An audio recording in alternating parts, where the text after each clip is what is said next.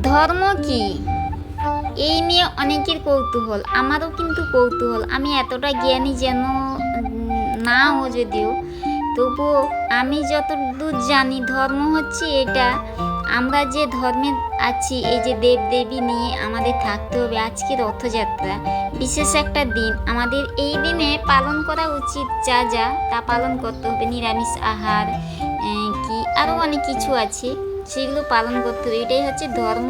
আর ভগবানকে নিয়ে জুড়ে থাকতে হবে, পারিপার্শ্বিক মানুষদের ভালোবাসতে হবে, সম্মান করতে হবে যে যেমন।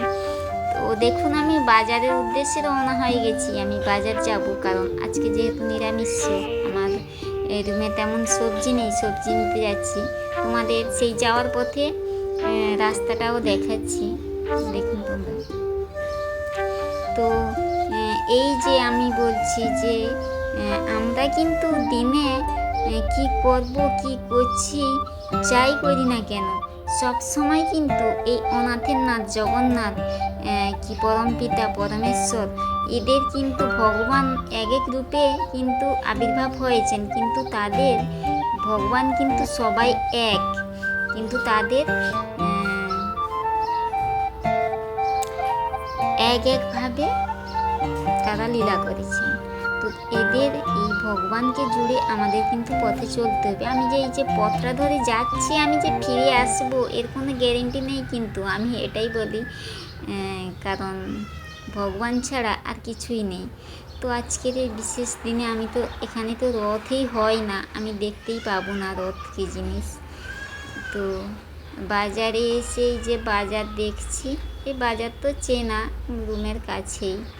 তো যাচ্ছি, অনেকটা পথ যেতে হবে আমাকে, অনেকটা পথ। তো কি নেওয়া যায় জানি না। তো যতদূর সম্ভব 10 মিনিটের রাস্তা হেঁটে যাচ্ছি, কারণ ওই 10 মিনিটের পথটাও না, যদি আমি গাড়িতে যাই তবে 20 টাকা নিয়ে নেবে। তো কি হয়েছে, একটু হেঁটে চলে যাব, আর আসার পথে দেখি গাড়িতে না হয় চলে আসবো।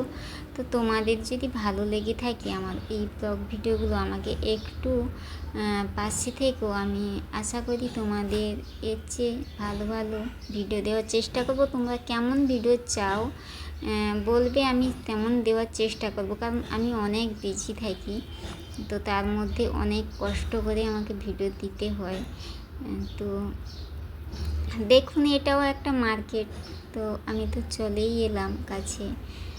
তো তোমরা আমাকে ভালোবাসা দিলে আমার কিন্তু অনেকটা অনুপ্রেরণা বাড়বে, তোমরা যদি কমেন্টে বলো। কারণ দেখুন, আমার ভিডিওগুলো স্ক্রল করে দেখুন, আমি কোনো খারাপ কোনো ভিডিও বানানোর চেষ্টা করি না। যতটা সম্ভব, যতটা টাইম পাই, চেষ্টা করি ভালো ভিডিও বানানোর জন্য, কারণ সবাই তো এসেছে, আর আমি আমার নিজের আনন্দে, আমার দেখুন বাইরে আমার কথা বলার না কেউ আছে, না কাউকে জানানোর আছে, না প্রতিবেশী আছে, না আত্মীয় আছে, আমি একাই। আর এই শহর আর এই রুম, এই সব নিয়ে আমাকে জীবনযাপন করতে হয়। তো সবার ভাগ্য তো সমান নয়, তো ভাগ্যের দোহাই দিয়ে হবে না।